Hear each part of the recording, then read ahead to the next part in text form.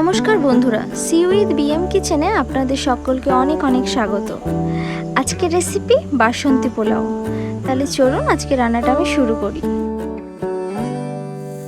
বাসন্তী পোলাও করতে আমি এখানে নিয়ে নিচ্ছি 2 কাপ পরিমাণ গোবিন্দভোগ চাল, নিয়ে নিচ্ছি এলাচ, দারচিনি, লবঙ্গ, এখানে কিছু কাজু নিয়েছি, কিশমিশ, 2টো তেজপাতা, কাঁচা লঙ্কা, আদা এবং নিয়ে নিচ্ছি নুন আর হলুদ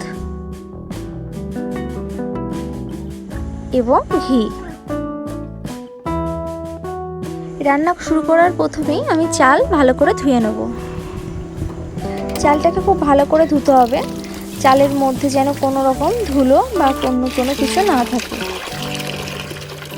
এখানে আমার চাল ভালো করে ধোয়া হয়ে গেছে। এবার আমি চালগুলোকে একটা ছাঁকনির উপরে রেখে 10 থেকে 12 মিনিটের জন্য জল ঝরতে দেবো।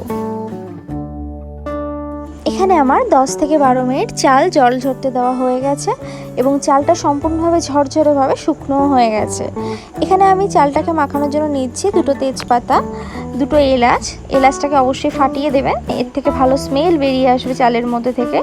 আমি 4খানা লবঙ্গ নিয়ে নিচ্ছি এবং নিয়ে নিচ্ছি 2টো দারচিনি। এছাড়াও আমি নিয়ে নিচ্ছি 1 চামচ হলুদ, 1 চামচ নুন এবং তার সাথে সাথে অবশ্যই আমি 1 চামচ ঘি নিয়ে নেব। ঘি ছাড়া কিন্তু বাসন্তী পোলাও সম্পূর্ণভাবে অসম্পূর্ণ।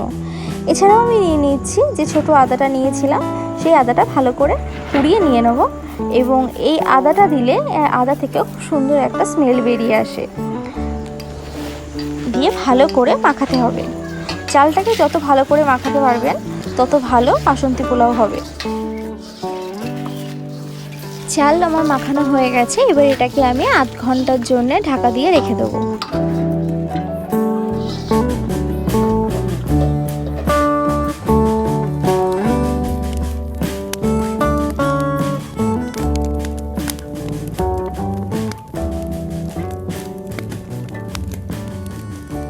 এখানে আমার উনুন জ্বালানো হয়ে গেছে। এবার আমি কড়াইটা দিয়ে দেবো। আমি প্রথমেই যে কাপের মাপে আমি চালটা নিয়েছিলাম সেই কাপ মেপে জল দিয়ে জলটাকে একটু ফুটিয়ে নেব। গরম জল ছাড়া কিন্তু ঠান্ডা জল বাসন্তী পোলাও ব্যবহার করা যায় না, সেক্ষেত্রে বাসন্তী পোলাও কিন্তু একদমই ভালো হয় না। এবার আমি কড়াইতে দিয়ে দিচ্ছি 2 চামচ মতো ঘি। এই ঘিটা দিয়ে আমি কাজু বাদামগুলো ভেজে নেব।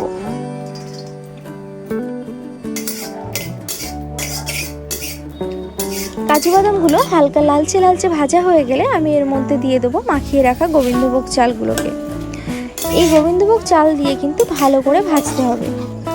চাল আপনি যত ভালো ভাজবেন তত ভালো কিন্তু পোলাও হবে। এর মধ্যে আমি এবার দিয়ে দিচ্ছি যে কিশমিশগুলো রেখেছিলাম সেই কিশমিশগুলোকে।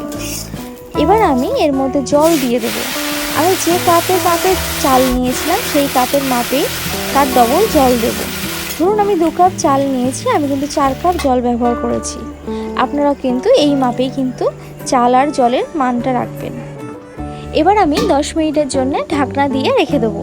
নিভু আঁচে কিন্তু দেবেন, বেশি জোর আঁচ দিলে কিন্তু চালগুলো সেদ্ধ হওয়ার সম্ভাবনা থাকে না। এখানে আমার 10 মিনিট হয়ে গেছে। এবার আমি ঢাকনাটা খুলে চালটাকে ভালো করে নাড়াচাড়া করব। এবার আমি এর মধ্যে দিয়ে দিচ্ছি চিনি। আমি কিন্তু একটু চিনিটা বেশি পরিমাণে ব্যবহার করেছি, আপনারা অবশ্য স্বাদ মতো দেবেন। এখানে ব্যবহার করেছি 4টে কাঁচা লঙ্কা। এবার আমি চালটাকে ভালো করে এপাশ ওপাশ করে নাড়াচাড়া করব, কিন্তু বেশি কিন্তু ঘাঁটবেন না, সেক্ষেত্রে চাল গলে যাওয়ার সম্ভাবনা থাকে। দেখুন আমি এখানে একটা চাল নিচ্ছি, আমার চাল কিন্তু খুব ভালোভাবে সেদ্ধ হয়ে গেছে। রান্নাটা কিন্তু আর বেশিক্ষণ করতে হবে না। এবার ভালো করে নাড়াচাড়া করতে হবে, দিয়ে বেশ কিছু সময়ের জন্য আরও নিভু আঁচে ঢাকনা দিয়ে রেখে দিতে হবে যাতে চালের চিনিটা ভালো করে গলে যায়। 3 থেকে 4 মিনিট এই অবস্থায় থাকার পরে আমি ঢাকনাটা খুলে নিচ্ছি।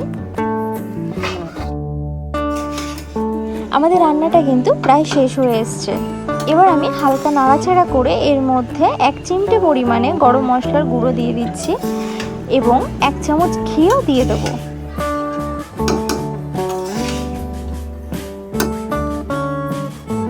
ঘি দিয়ে হালকা নেড়ে চেড়ে আমাদেরকে নামিয়ে দিতে হবে। আমাদের পোলাও কিন্তু সম্পূর্ণভাবে তৈরি হয়ে গেছে।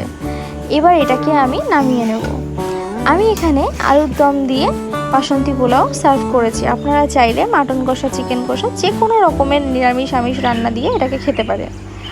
বন্ধুরা, আমার এই রেসিপিটা কেমন লাগলো আপনারা আমাকে অবশ্যই কমেন্ট করে জানাবেন। ভালো লাগলে আমার চ্যানেলটিকে সাবস্ক্রাইব করতে অবশ্যই ভুলবেন না এবং লাইক করবেন, শেয়ার করবেন।